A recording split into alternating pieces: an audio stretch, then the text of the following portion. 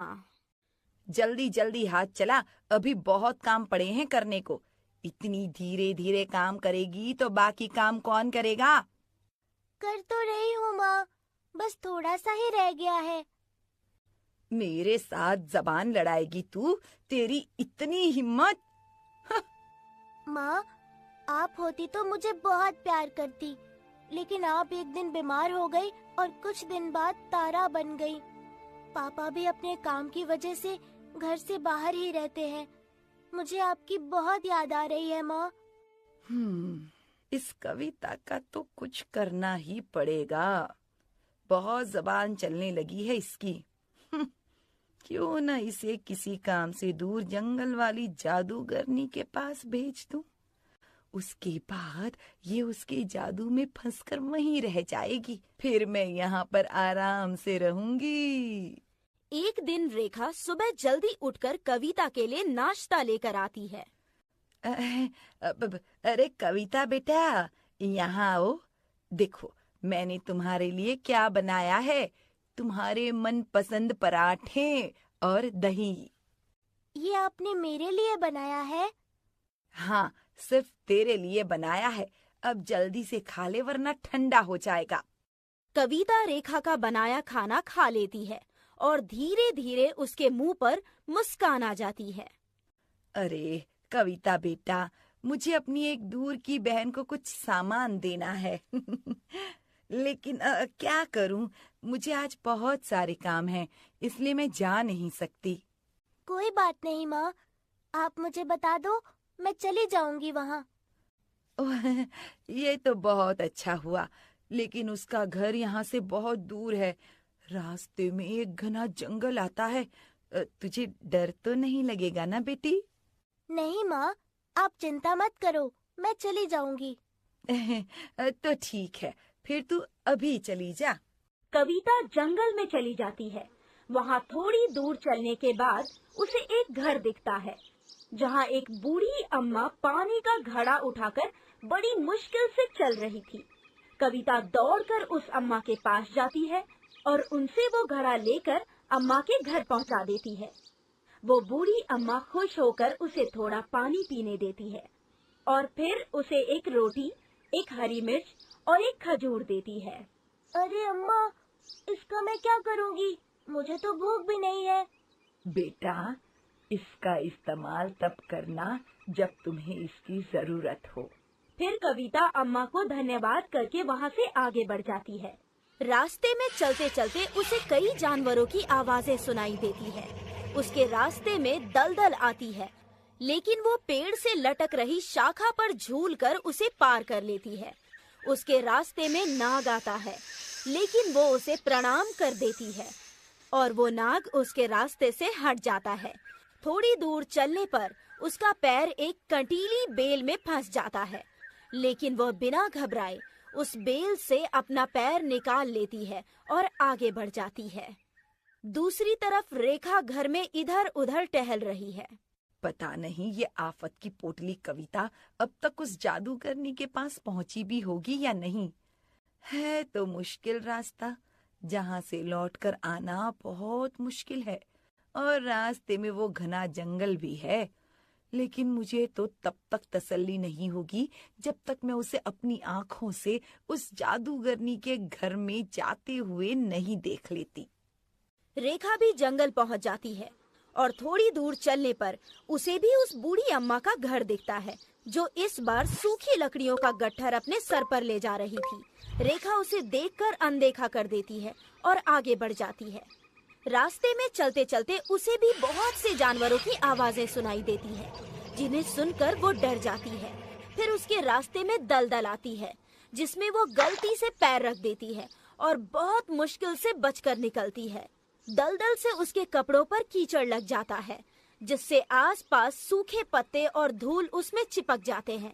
आगे जाकर उसके रास्ते में नाग आता है, जिसे वो पेड़ की टहनी दिखाकर भगा देती है।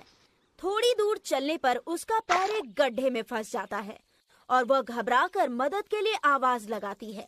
जब बहुत देर तक कोई नहीं आता, तो वो किसी तरह खुद ही अपना पैर बाहर निकालती है और कराहते हुए आगे बढ़ जाती है।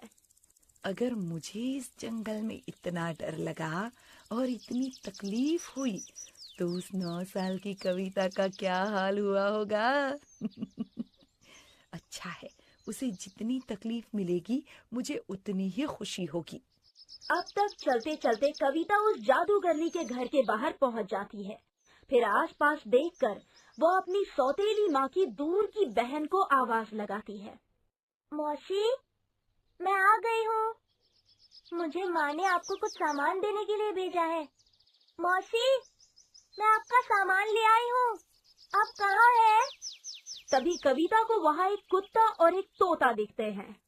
मुझे भूख लगी है, मुझे कुछ खाने को दे दो। मेरे पास तुम्हारे लिए एक रोटी है, तुम चाहो तो वो खा सकते हो। ये लो। मुझे भी भूख लगी है, मेरे लिए भी कुछ है क्या तुम्हारे पास? मेरे पास तुम्हारे लिए एक मिर्ची है, ये लो। तुम यहाँ से चली जाओ। इस घर में एक जादूगरनी रहती है। जो भी इस घर में आ जाता है वो उस जादूगरनी की मर्जी के बिना बाहर नहीं जा पाता।